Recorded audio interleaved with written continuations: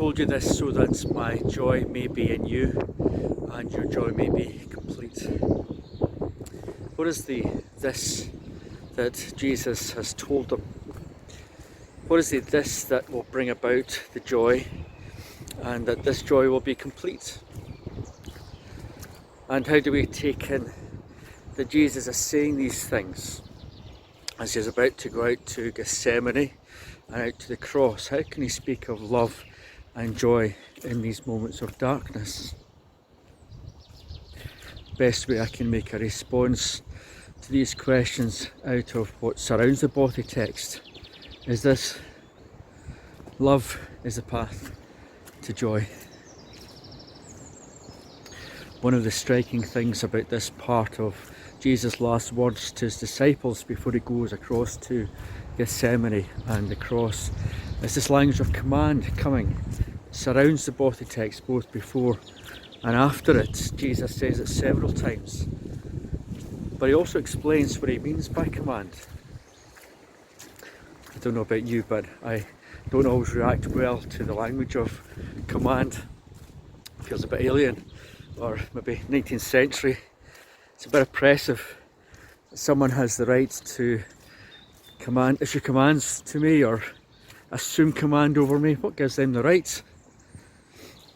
And there are many times when that is the right response. But there are other times, and this is one of them, where a different response is needed because the source of the authority in saying it is different. The words of authority come out of living them. And just to keep it topical, Steven Gerrard is listened to as carrying authority within Rangers because of his lived experience.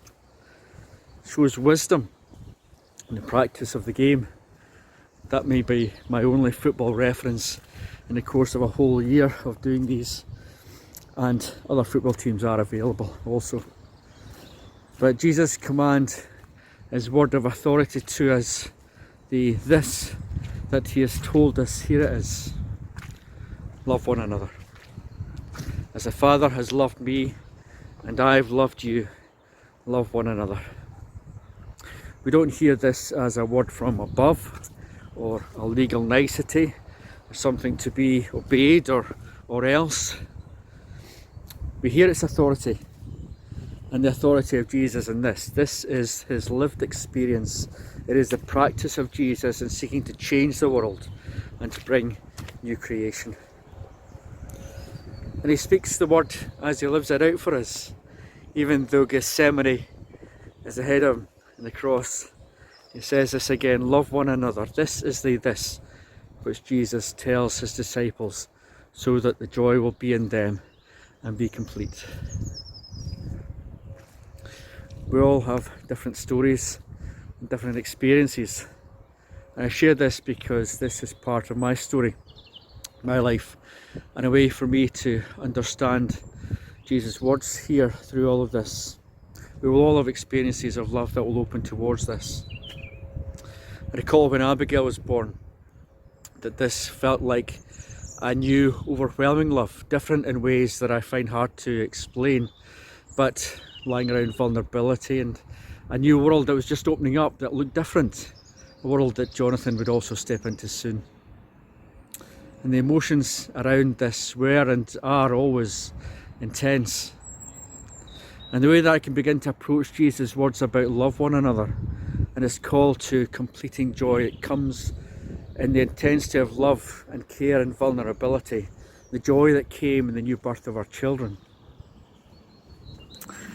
I know others will have similar experiences and in all kinds of different ways, and I speak only out of my own experience, but love felt new and different and bigger than before in ways that I simply didn't know that it would.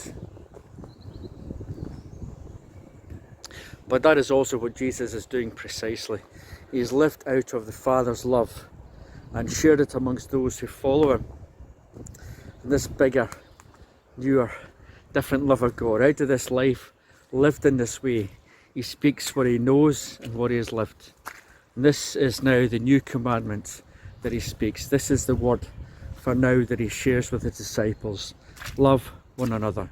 This is what I leave with you. I go to the cross living to this word.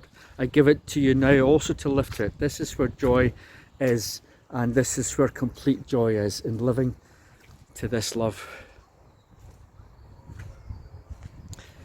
Through Christ, we are invited into a new love, to share in the Father's love and to share in that with Christ, with one another. This will bring pruning and cutting, fruitfulness. We've learned a whole new way of living as a family over these years, different from what it was before. And to share in this love of God also brings changes. I simply use this as a way to think what Jesus is doing and saying here.